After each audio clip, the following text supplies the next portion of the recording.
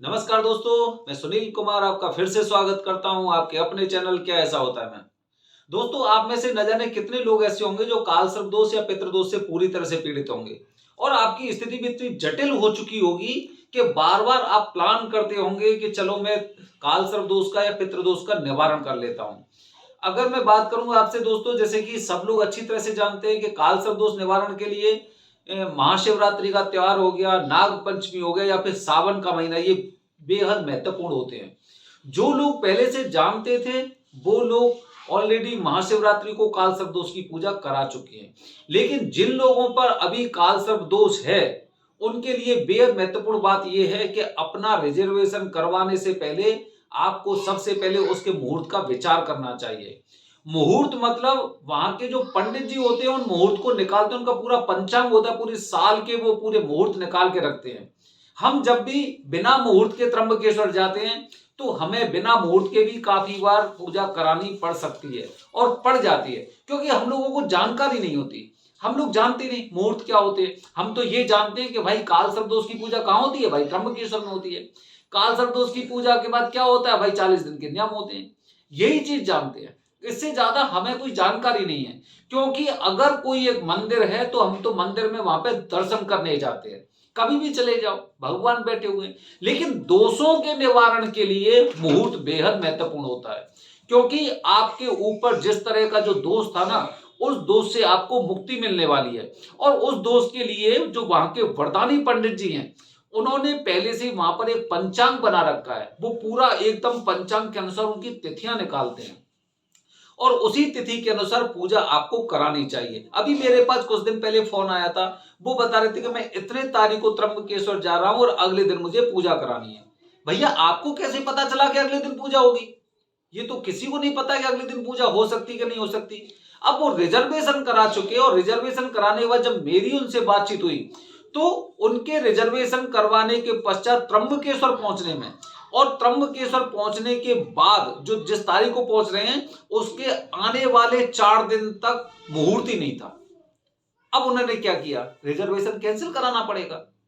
हालांकि इन बातों को आपको कोई बताएगा नहीं, क्योंकि जब भी आप बिना मुहूर्त के त्र्यंबकेश्वर जा रहे हैं तो इसका मतलब यह है कि आप किसी ना किसी ऐसे चंगुल में फंसने वाले हैं जिसके बारे में आपको जानकारी नहीं है।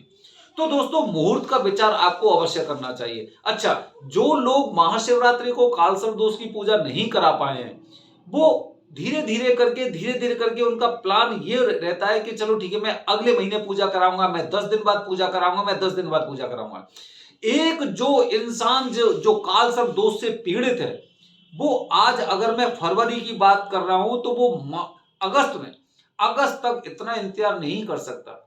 और अगर वो इंतजार कर रहा है तो इसका मतलब ये कि अपने अंदर के काल सर्प दोष को वो उतना ही ज्यादा तीव्र करने का प्रयास कर रहा है कि जिससे आप देखना, जो लोग आज जिन पर काल सर्प दोष है और जो ये प्लान कर रहे हैं कि मैं श्रावण के महीने में या फिर नाग पंचमी को काल सर्प दोष की पूजा कराऊंगा, तो आप देख लेना न जाने कितने लोगों के ऐसे जो उन्होंने पूरा एक प्लान बना रखा है वो प्लान फेल होने वाले हैं।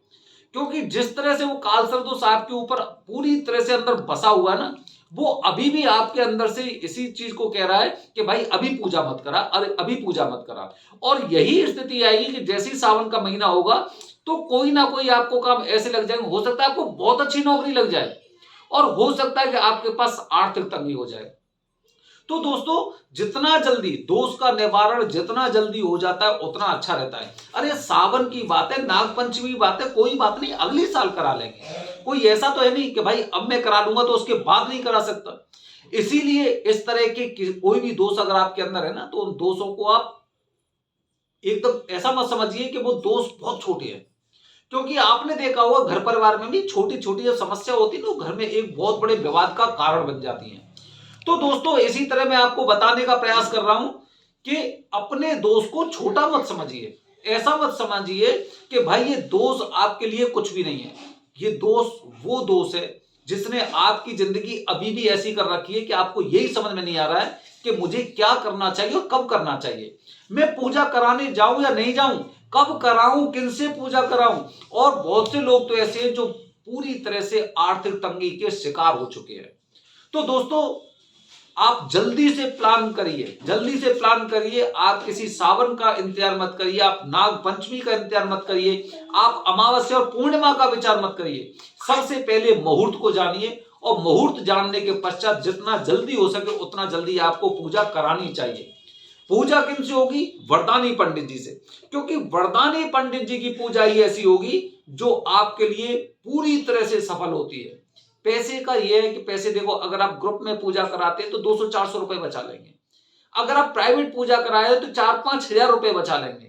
लेकिन परिणाम, जब परिणाम की बात आती है ना, तब समझ में आती है कि मैंने 5,000 बचा के फायदा किया या फिर वरदानी पंडित जी से पूजा कराने के पश्चात मैंने फायदा किया। ये निर्भर करता है आपके ऊपर। तो दोस्तों, जो लोग भी कालसर्प दोष से पीड़ित हैं वो जल्दी से जल्दी अपने दोषों का निवारण करवाइए। पितृदोष जिन पर है वो पितृदोष का निवारण करवाइए। बने रहिए हमारे चैनल के साथ दोस्तों। धन्यवाद। जय हिंद, जय भारत, हर हर महादेव।